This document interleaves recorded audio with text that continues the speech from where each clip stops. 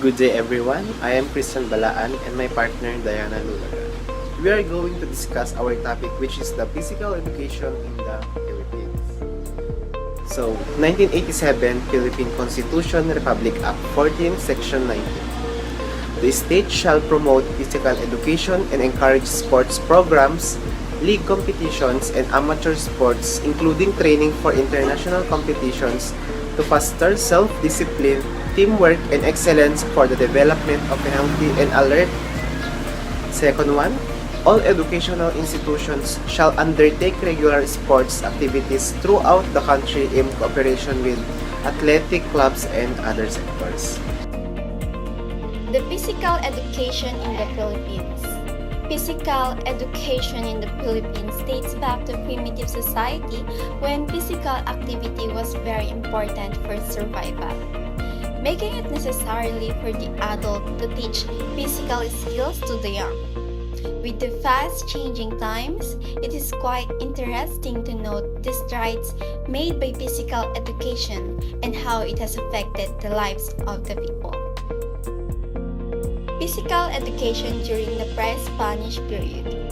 In the Philippines, the Negritos or Ates had a way of life similar to other people living in the primitive society.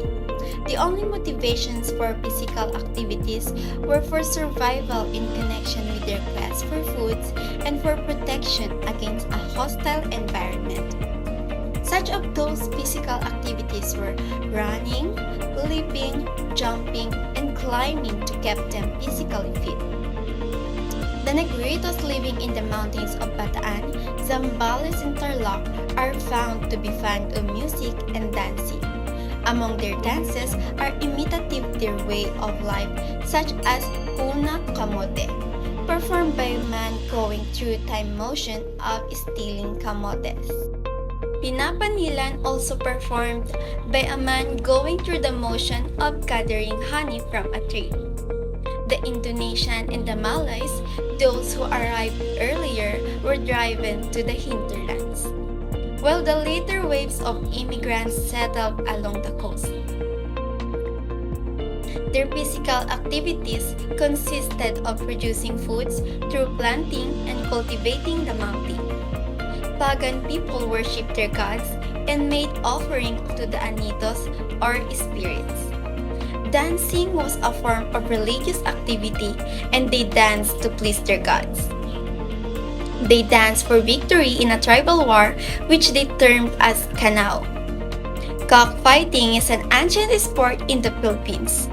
Historians believe that this sport is probable to have been introduced by the Malays as early as after death during the rule of Datu Sumakwel.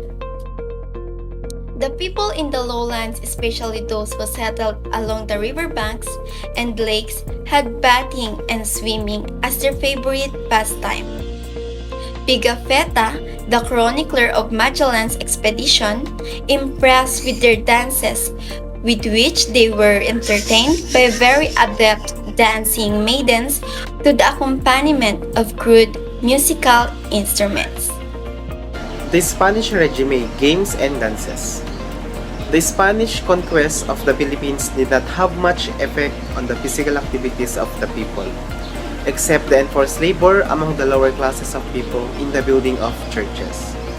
Bathing and swimming were still the favorite pastime of the Filipinos, which was usually done at the setting of the sun.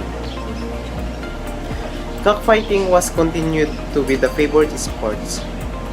It was quite unfortunate, though the cockfighting ceased to be sport when the Filipino farmer had to spend most of his time caring for his favorite cock. Dancing to be one of the major physical activities enjoyed by the people. Spanish and European dances were introduced, such as fandangos, curachas, and jotas of Spain. The polka and mazurkas of Central Europe, and the rigodon and lancers of France, which were danced by the people of high social standing in the community. Games were played by the Filipinos during the grand celebration or after the procession on the Santa Cruzan. Pabitin, enjoyed by the little children. Palo Cebu, enjoyed by the boys.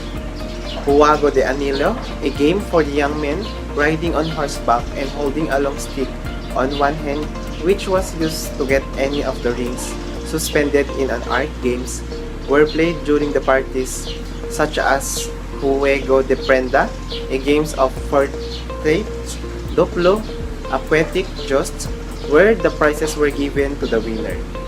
The young girls played Sungka, Siklo,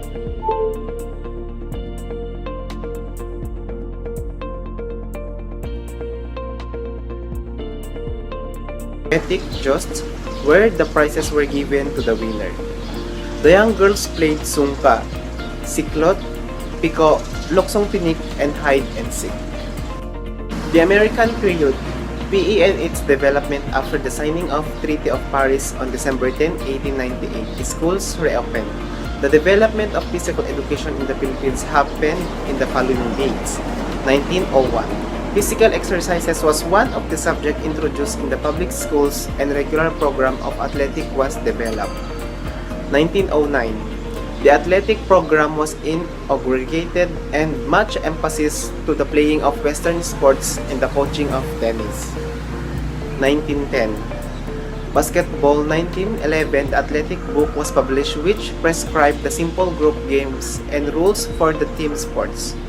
All was first introduced as a game for girls in the carnival meet held in Manila but was later discontinued in 1914. In the year of 1911, the athletic book was published which prescribed the simple group and games and rules of team for sports. 1914, the Teachers' Vacation Assembly in Manila gave special training to Filipino teachers. In the year 1919, the syllabus entitled Physical Education Manual for Teachers was published which was submitted by a special committee of superintendents and edited by Frederick O. England. In 1920, physical education was made a required subject in the curriculum of all public schools. In the year 1928, a summer school for coaching was held with the aim of helping the public school teachers in charge of athletics to improve their coaching method.